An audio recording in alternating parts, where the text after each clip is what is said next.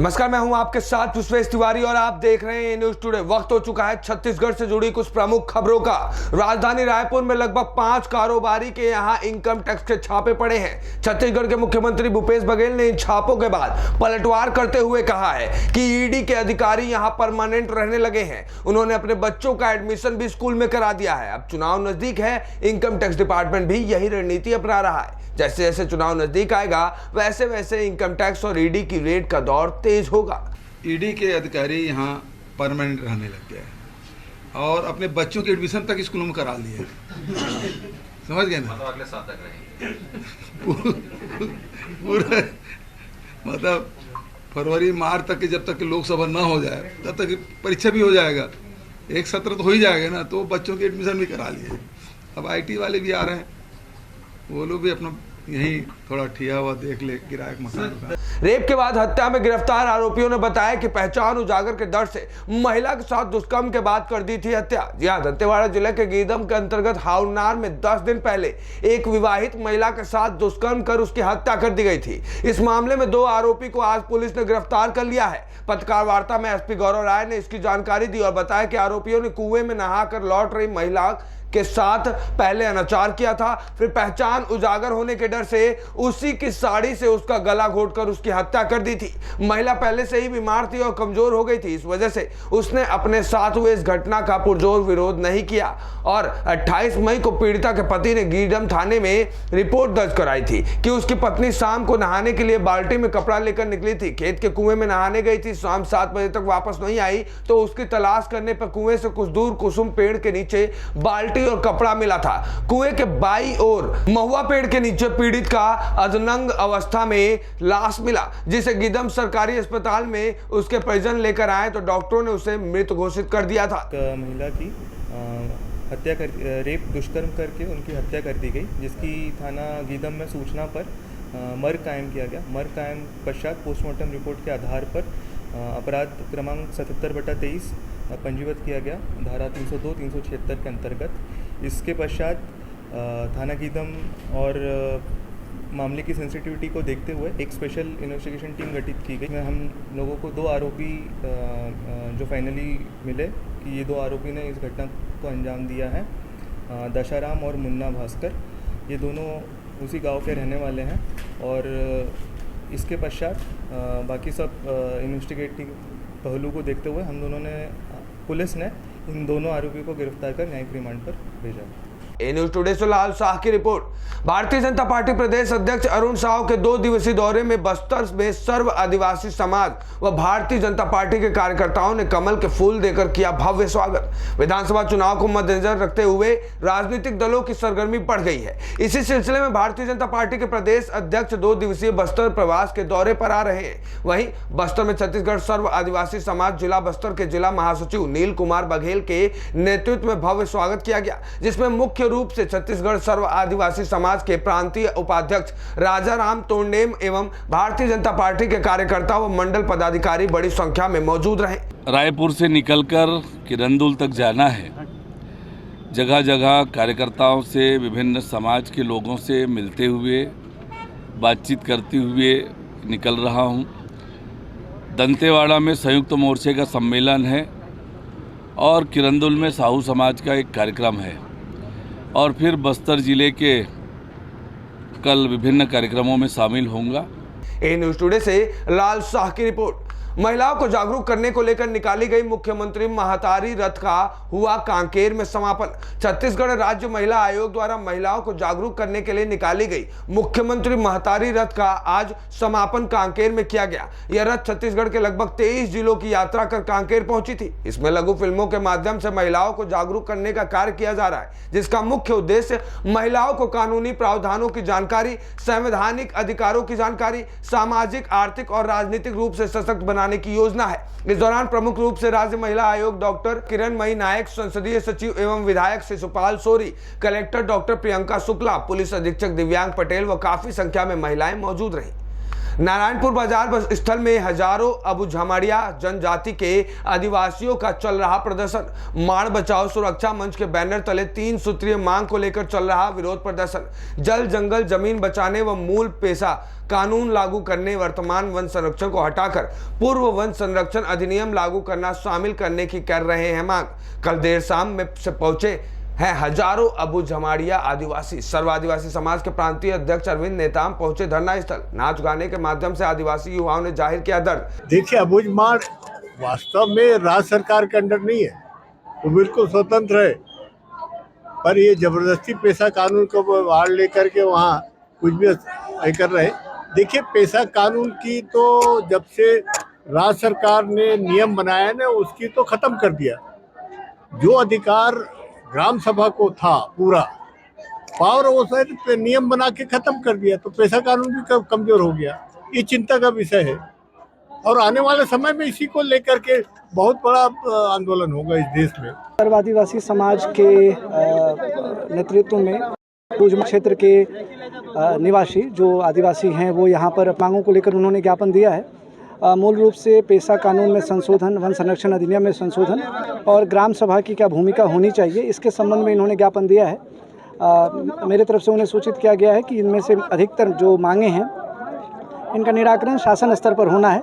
इनके विचारों से और इनके ज्ञापन में जो भी इन्होंने मांग की है, इन मांगों से शासन को तत्काल अवगत करवा दिया जाएगा। कलेक्टर को सौंपा मुख्यमंत्री और राज्यपाल के नाम ज्ञापन सौंप वापस अबू झमाड़ लौटे ग्रामीण। सांसद बैज व विधायक बेंजाम ने तोकापाल ब्लॉक के ग्राम पलवा में किया 6 विकास कार्यों का लोकार्पण। आज बस्तर सांसद दीपक बैज व विधायक रामजन बेंजाम एवं ग्रामीण जिला अध्यक्ष बलराम मौर्य पहुंचे तोकापाल ब्लॉक के ग्राम पंचायत पलवा में, जहां उन्होंने 6 विकास कार्यों का भूमि पूजन एवं लोकार्पण किया। इस दौरान वहां के ग्रामीणों ने सैकड़ों की संख्या में उपस्थित होकर गाजे बाजे के साथ जनप्रतिनिधियों की ऐतिहासिक स्वागत भी किया।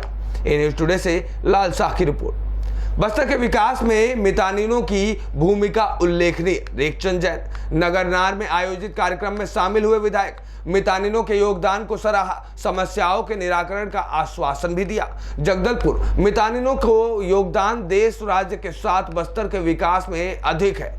कोरोना काल में अपने जान की परवाह किए बिना मितानिनों ने जो जनता की सेवा की है, उसकी सर्वत्र सराहना हो रही है। यह बात बुधवार को संसदीय सचिव व जगदलपुर विधायक रेखचंद जैन ने नगरनार में आयोजित मितानिनों के विकास खंड स्तरीय सम्मेलन में कही।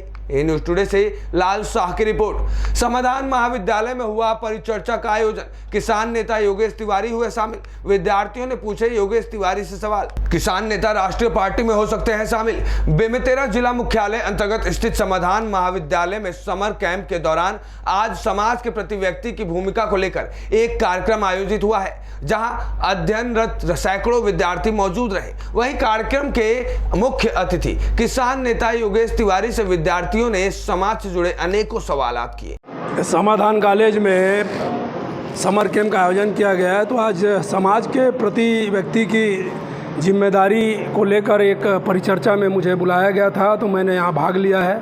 छात्रों से मैंने रूबरू हुआ है और उनसे मैंने सवाल जवाब किया। उन लोगों ने मुझसे सवाल किया कि समाज के प्रति हमारी जिम्मेदारी क्या होनी चाहिए और सर्व समाज को हम लोग कैसे आगे बढ़ाएं। जो आज भेदभाव है हमारे समाज में, छत्तीसगढ़ के 36 समाज में, उसको कैसे ख़त्म करें और समाज में हम कैसे सेवा करके और अपने से जो छोटे लोग हैं उसको हम कैसे आगे बढ़ाएं।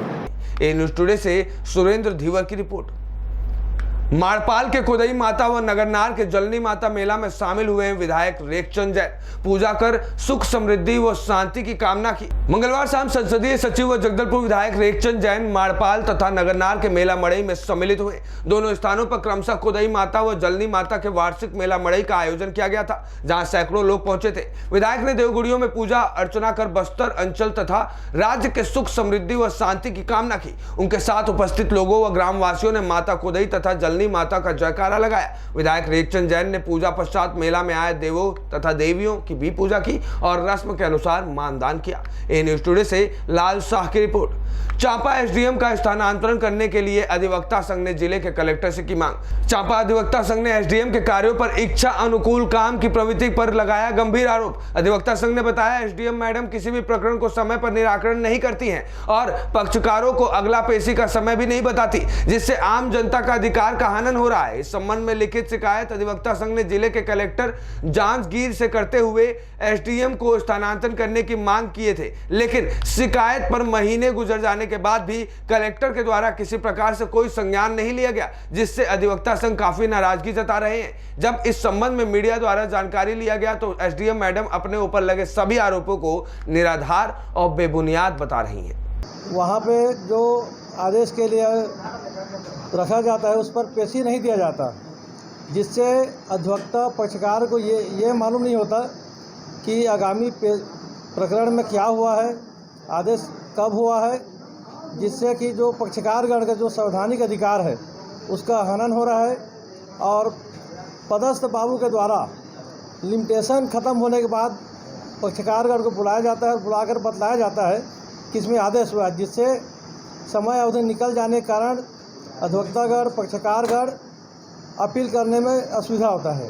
अनुवादी अधिकारी के कार्यप्रणाली और जो आम जनता जो दूर दूर से न्याय मांगने के यहाँ रहते हैं तो असुविधा होती है, शीघ्र निराकरण नहीं होता। अनुवादी के अधिकारी कार्यप्रणाली उस प्रक्रिया से जनता असंतुष्ट है। इस कारण से अधिवक्ता संघ के द्वारा न्याय और जनहित में शासन की योजना को साकार करने के लिए शिकायत माननीय कलेक्टर महोदय से की गई है। निर्धारित तिथि में पेशी ली जा रही है एवं केस का डिस्पोजल किया जा रहा है। अधिवक्ता संघ की सभी शिकायतें निराधार हैं। ए न्यूज़ टुडे से चंद्रशेखर बरेठ की रिपोर्ट। बैरंग लौटे जनता कांग्रेस के प्रदेश महासचिव नवीन अग्रवाल रेलवे अधिकारियों को ज्ञापन देने गए, कोई नहीं मिला तो पुंगी बजाकर वापस आ गए। बता दें कि एक और केंद्र सरकार के द्वारा आम जनता के हित में विभिन्न योजनाओं को चलाने का दावा हुआ है, वहीं दूसरी ओर केंद्र सरकार के अधीन आने वाले उद्यम में दृश्य इसके विपरीत ही दिखाई पड़ रहे हैं। जी हाँ, हम बात कर रहे हैं रेलवे प्रशासन की, जहां राजनांदगांव जिले के धर्मनगरी डोंगरगढ़ में इन दिनों रेलवे से जुड़ी समस्याओं से आम जनता काफी परेशान चल रही है, जहां लगातार ट्रेनों के लिए लेट तिथि से आम जनता को रोजाना 2-4 होना पड़ता है। वहीं पुराने अंडरब्रिज को रेलवे प्रशासन के द्वारा बंद करने से भी शहर की जनता परेशान है। अब रेलवे से जुड़ी परेशानियों की लिस्ट में बाइक चोरी की घटना भी शामिल हो चुकी है। डोंगरगढ़ रेलवे स्टेशन में स्थित पार्किंग से हो रही है गाड़ियां चोरी और आम जनता उससे परेशान है, परंतु रेलवे द्वारा इस पार्किंग का टेंडर नहीं किया जा रहा है। तो वहीं रेलवे के जिम्मेदार अधिकारी भी पूरे मामले में कुछ भी बोलने से बचते नजर आ रहे हैं। जनता कांग्रेस छत्तीसगढ़ के बैनर तले आज यहाँ पे एएन साहब को हमने ज्ञापन देने आए थे। कल हम सूचना दे चुके थे कि हम आज यहाँ पे ज्ञापन देने आएंगे। हमारा शांतिपूर्ण ज्ञापन देने का था, यहाँ पे बातचीत हमसे हमारी हुई थी, लेकिन आज यहाँ पे कोई भी जिम्मेदार अधिकारी यहाँ पे हमारा ज्ञापन नहीं ले रहे। देख लिए ज्ञापन हमारे पास वैसे रखा हुआ है। यहाँ पे आम जनता परेशान हो रही है।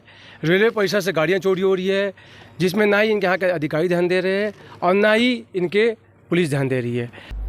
एक हफ्ते में तीसरी बार भारतीय जनता पार्टी में प्रवेश उत्सव। अनुसूचित जाति समाज के 113 ने किया प्रवेश। भ्रष्ट कांग्रेस सरकार विदा होने जा रही है, नितिन नवीन।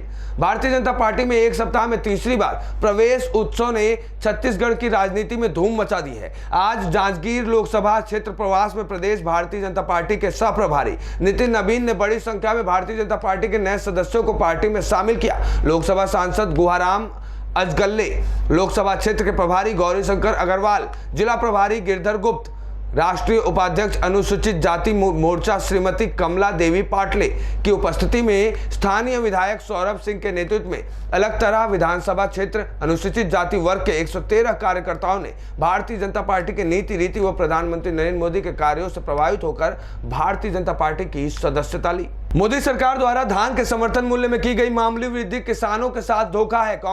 कांग्रेस ने यह भी कहा कि मोदी सरकार किसानों की आमदनी दोगुनी करने में असफल रही है। वहीं महंगाई के हिसाब से धान के समर्थन मूल्य में की गई वृद्धि ऊंट के मुंह में जीरा जैसा है। मोदी सरकार के द्वारा धान और रबी फसल के समर्थन मूल्य में की गई मामूली वृद्धि को किसानों के साथ धोखा और छल करार देते हुए प्रदेश कांग्रेस प्रवक्ता धनंजय सिंह ने कहा कि मोदी सरकार ने धान के समर्थन मूल्य में मात्र 7% की वृद्धि कर आमदनी आमदनी दोगुनी होने का इंतजार कर रहे किसानों के ऊपर वज्र प्रहार किया है। किसानों को आर्थिक तंगहाली की ओर धकेला है। जहां एक ओर महंगाई आसमान छू रही है, डीजल पेट्रोल के दाम 820% की बढ़ोतरी कृषि मजदूरी में 9 से 2 गुनी हो गई है।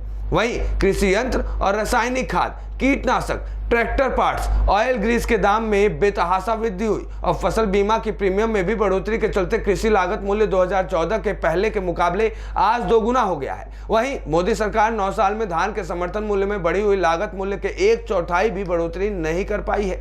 मोदी सरकार ने धान, मूंगफली, मूंग, चना सहित अन्य फसलों के समर्थन मूल्य में आंशिक वृद्धि करके प्रदेश और देश के किसानों के साथ धोखा किया है।